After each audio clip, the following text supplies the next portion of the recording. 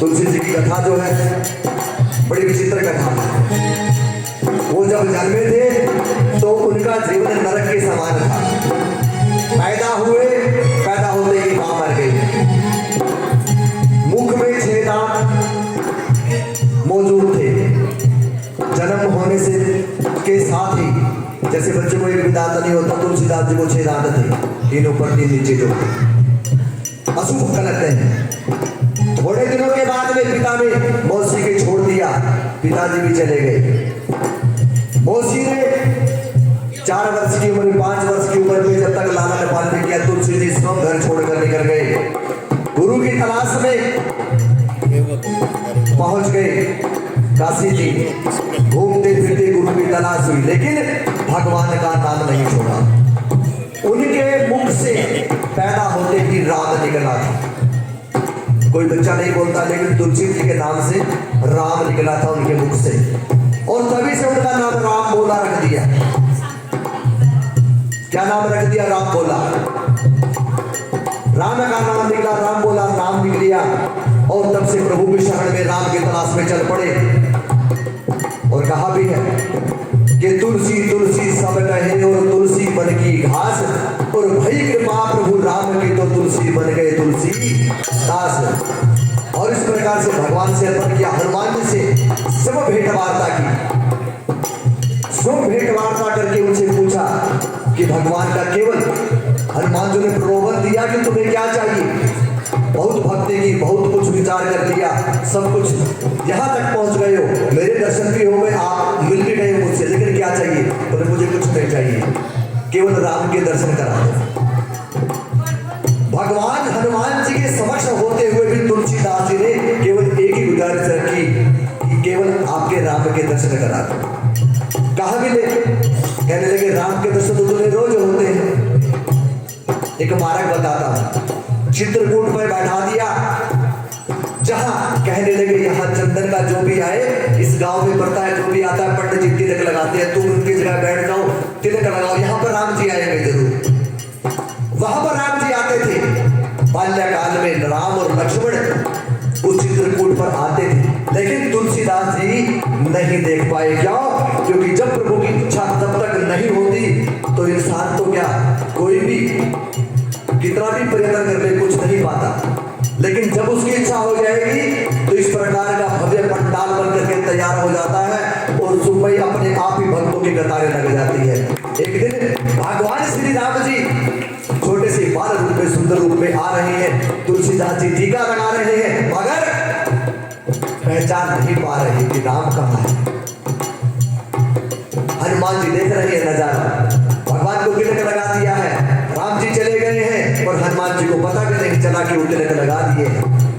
कुछ दिन बीतने के पश्चात प्रभु राम जी के दर्शन तो नहीं हुए। अरे क्या करोगे, राम जी के रोज दर्शन करते हो, अब अपने धाम को लौटो, अपना और कार्य नहीं, प्रभु राम जी का दर्शन करना है। बड़े सुंदर है वो, उनकी छवि जो है हमारे मन में दर्शन करना है। फिर क्या हुआ?